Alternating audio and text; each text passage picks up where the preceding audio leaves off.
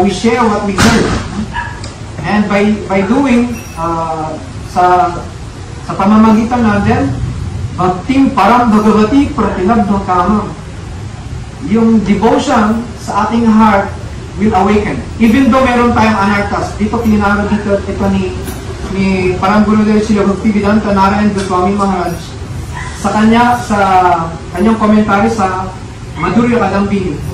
Yung verse na yun, same verse, Vikriditam Brajavadu Vir Idam Cha Vishnu. That, mostly, karamihan ng mga sinasabi ng mga devotees, kailangan wala mo ng anartas ng heart ko bago mag-manifest yung devotion kay Krishna. Pure devotion kay Krishna. But here, pinarify niyo sila Vishwanath Chakravarti tapos sa Madhurya Kadambini that, Bhakti Devi is Swaprakash, self-manifest. Hindi siya dumidepende kung clear ba yung heart mo or yung heart natin is puno ng anartas. Hindi siya dumidepende sa worship mo. He is Swaprakash. So she is self-manifest, Bhakti Devi. So by hearing and sharing what we have heard, then Bhaktim Param Bhagavati, pure devotion, will manifest in our heart. So may process yan, no? First is hearing. Hearing means, actually, sabi ni Srila Jiva Goswami sa kanyang Sandarbha, no? Bhakti Sandarbha, that Shravana means to see. So sabi ni Prem Prayojan na hearing means seeing. Ibig sabihin, kung ano yung naririnig natin sa pure devotees, from the pure devotees, then yung saying, yung object yung object ng Spurti Tattva, yan.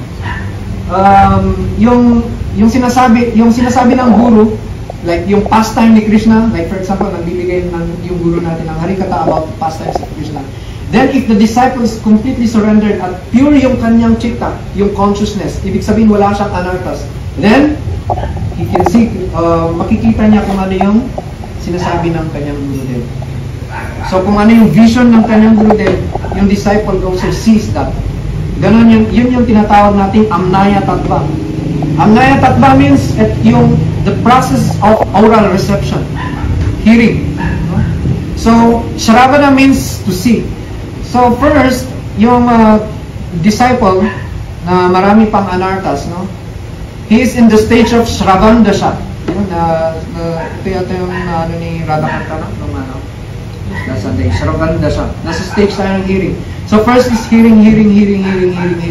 Then, Shrim Batang Swakata Punya Shravana Kirtana Vidi Antahas Tovi Abadrani Vidunati Sogrik Satam.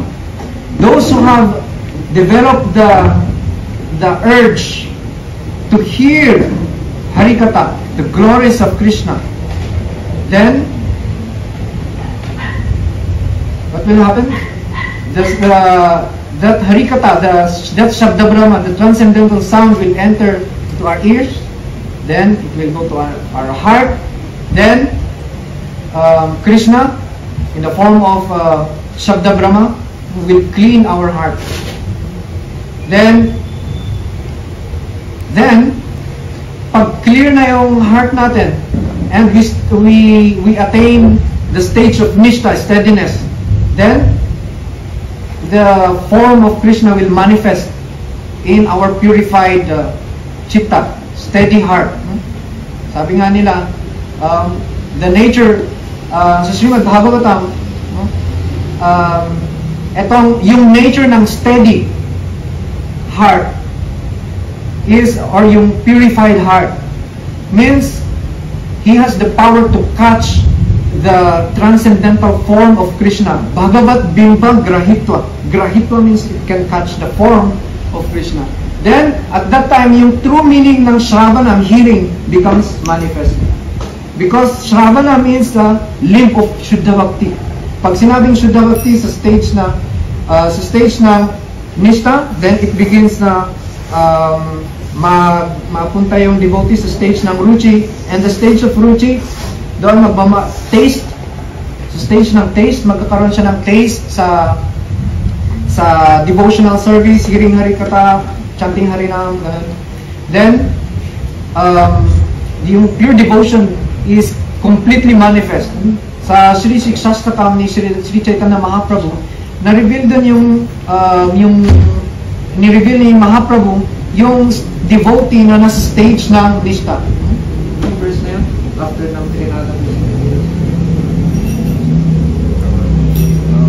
Say the next verse.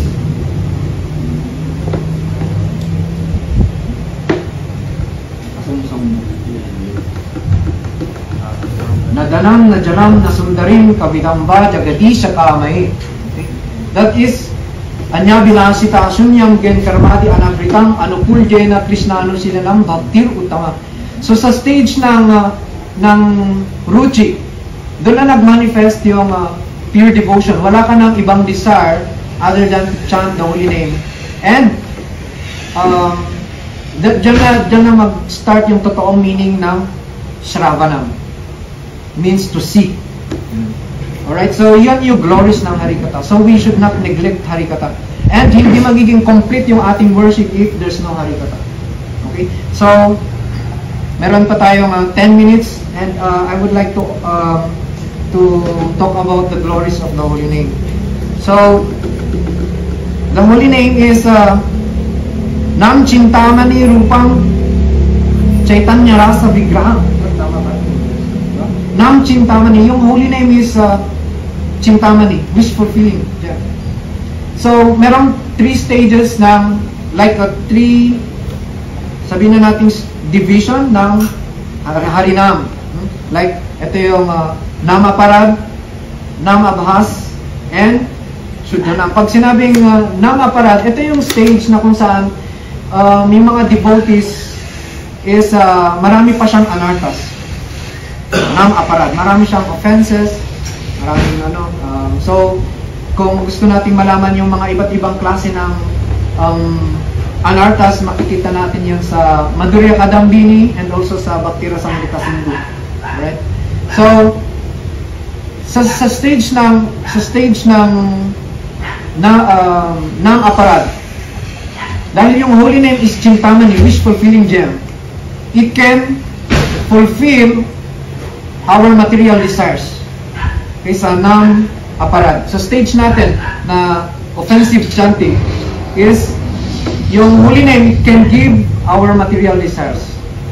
So, makita natin na may mga devotees na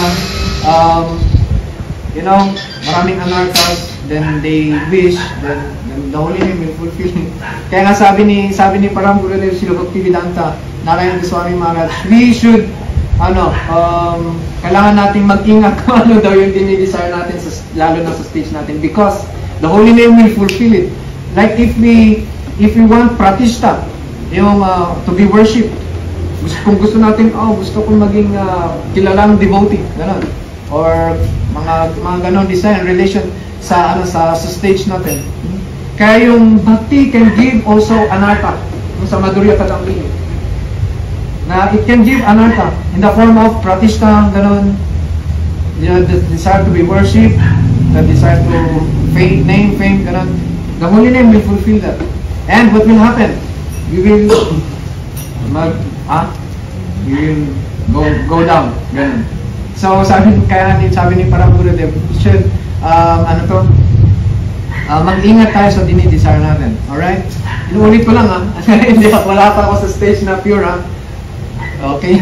So, and dinidefine lang natin yung yung stages na to. And yung yung isa is Nam Abhas. Itong Nam Abhas can give us liberation only by Nam Abhas.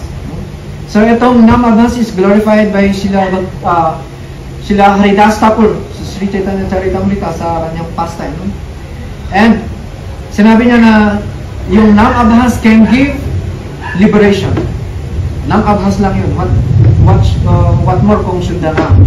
So yung holy name, yung pure chanting of the holy name can give prem.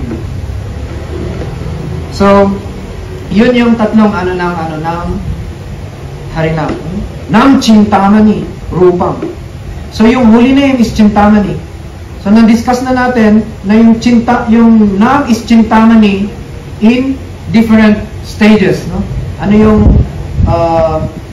he is a wish fulfilling, lahat ng wishes natin kaya niyang ibigay sa stage natin as Kanishta, as Madhyam, and Uttam stage. Alright?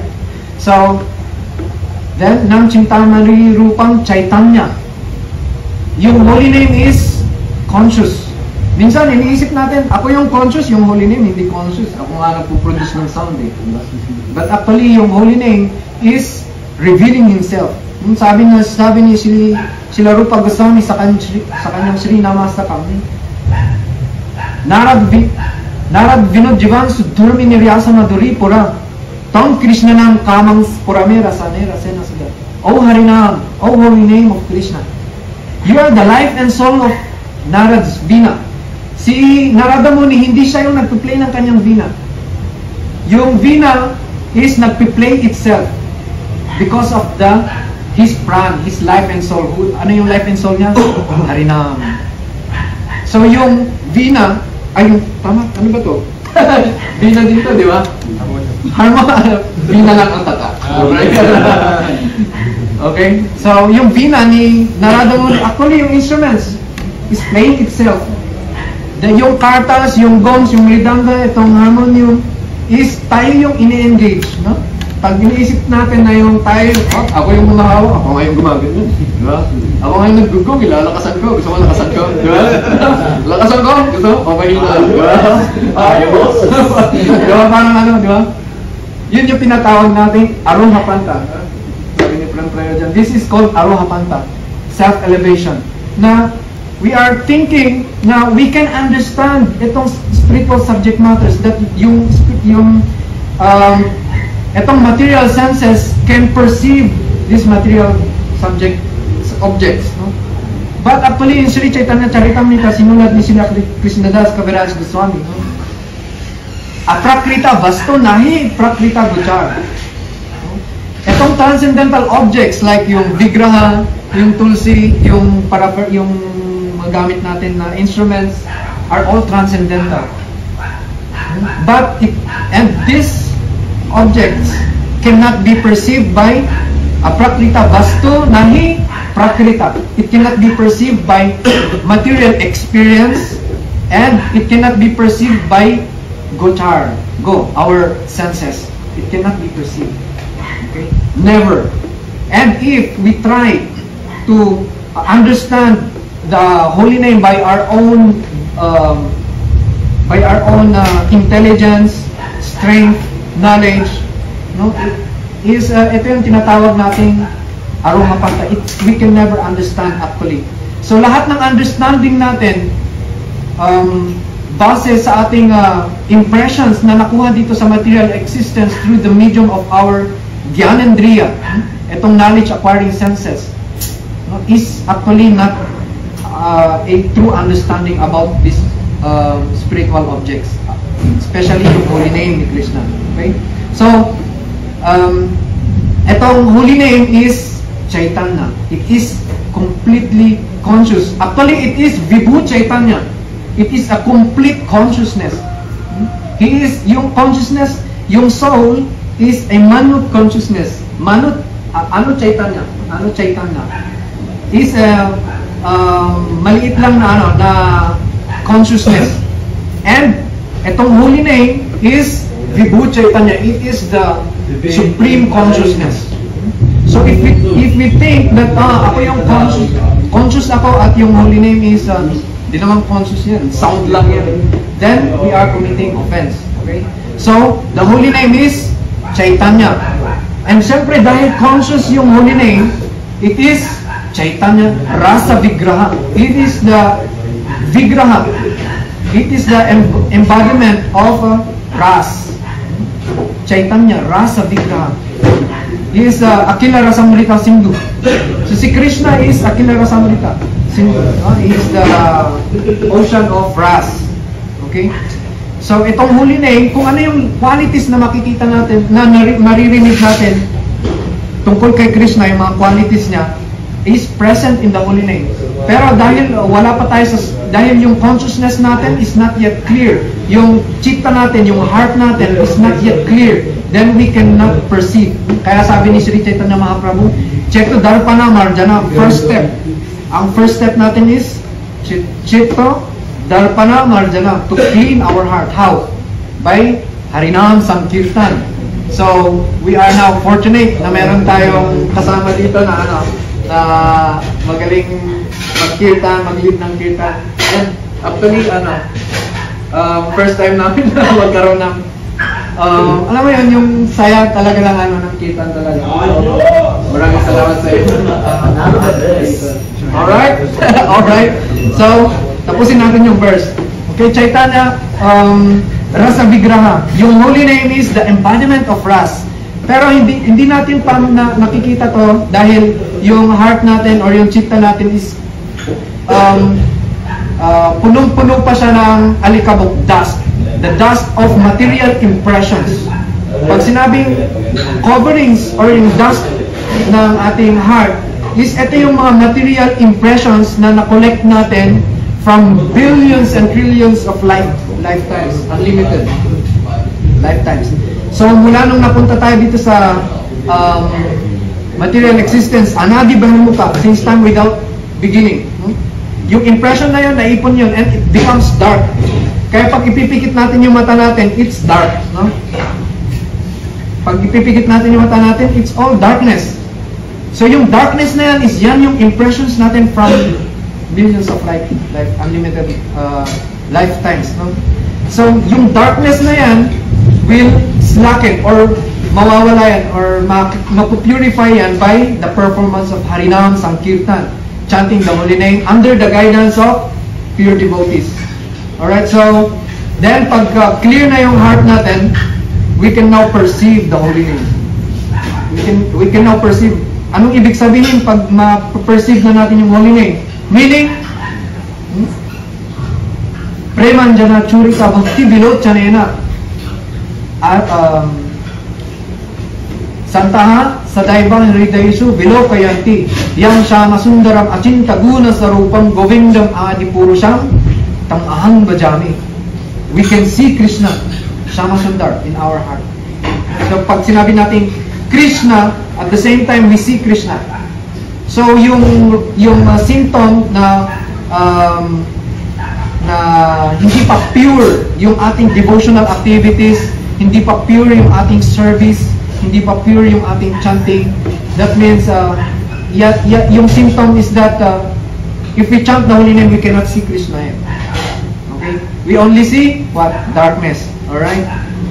So, unlike yung mga pure devotees, pag pinigit nila yung mata nila, they see the pastimes of Krishna. Alright? So, yun yung difference natin. Ang layo, no? So, pag clear na yung heart natin, then we can perceive, we can realize, direct realization about this Vigraha of Harinam, which is Rasa Vigraha, the Akila Rasamrita Sindhu, the ocean of nectarian ras, Sri Krishna Shama Sundar. Okay? So then, ano yung Nam Chintamani Rupam Chaitanya Rasa Vigraha. Ay, yan. Chaitanya Rasa Vigraha Nitya Mukto. Tama ba? Verse. Nitya Mukto means he is eternally liberated. Yeah. Eternally liberated. And what's the next? Wait, hanapin natin. Para, ayan, Nam Tatva.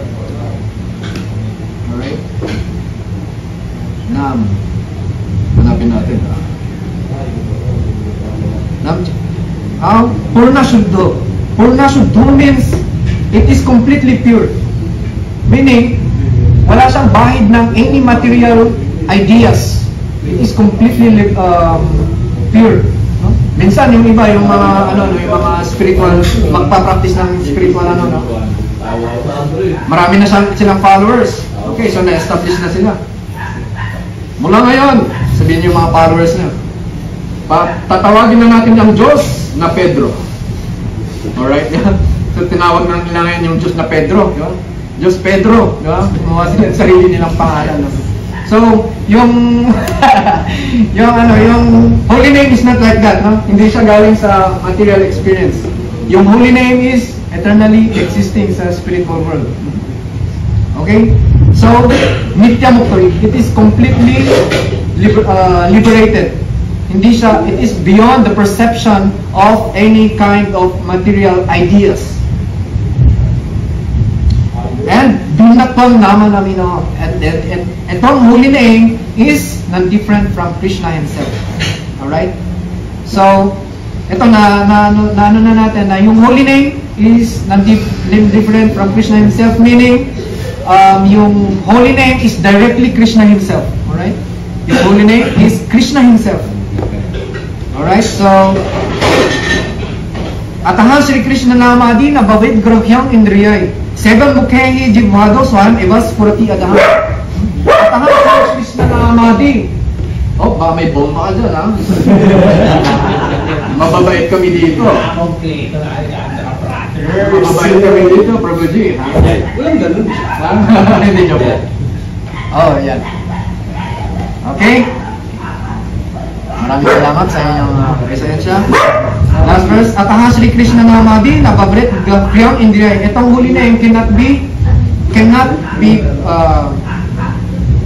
itong material senses natin cannot catch the holy name. We cannot hear the holy name actually. Okay? So, bakit hindi natin grabe ka naman, naririnig ko naman yung holy name. Hare Krishna, ayun, naririnig ko nga eh. So, nabanggit natin kanina, no, na the hearing means to see. Okay? So, yeah, sa high stage. Pero inaano natin yung topic na to para alam natin kung saan tayo ano yung dinadaanan natin. Mamaya dito tayo sa sidewalk na palatandaan. May palatandaan tayo, di ba? So ito inuulit lang natin yung mga narinig natin, and by repeating this napupurify tayo. Alright? And Bhakti Devi becomes pleased, then Bhakti he will manifest. She will manifest in our heart. Then, sino lang yung nakaka-perceive nito? Yung holy name. Who are those who can perceive this holy name? These are the seven Mukhabhaktas. Yung consciousness nila is directed towards service. Alright? Yung life nila is service. Okay? So, ibig sabihin, those pag sinabi kasi mukha means like yung consciousness natin. No? Pag sinabing bahir mukha, yung consciousness natin is directed towards this external material existence. And pag sinabing antang mukha means yung consciousness natin is directed towards Krishna inside. Okay? So, pag sinabing seven mukha bhaktas, yung consciousness nila is directed towards the service of Krishna. Sila yung mga nasa stage ng Nishta. Alright? And it starts, they perceive Krishna, the holy name of Krishna first in the stage of through their tongue. Okay? Yung holy name is continuously nagmamanifest. So ito yung tinatawag nating Spurti Tattva. Pag sinabing Spurti Tattva, it is a self-manifest agent. Okay? It is a self-manifest truth, reality. Hindi siya yung reality na binild mo lang through your intelligence, through the ideas na iba't ibang ideas, na intellectual ideas dito sa mundo. Pag nakaipon ka ng iba't ibang klase ng ideas, then you say, oh, this is reality. But actually not. Reality only manifests by itself. The supreme reality manifests by itself through sa mga devotees whose heart is completely pure. So, that is Spurti Tattva. Okay, so we will have one last kirtan to be led by our Prabhu. And maraming salamat sa inyo sa iyong Prabhuji.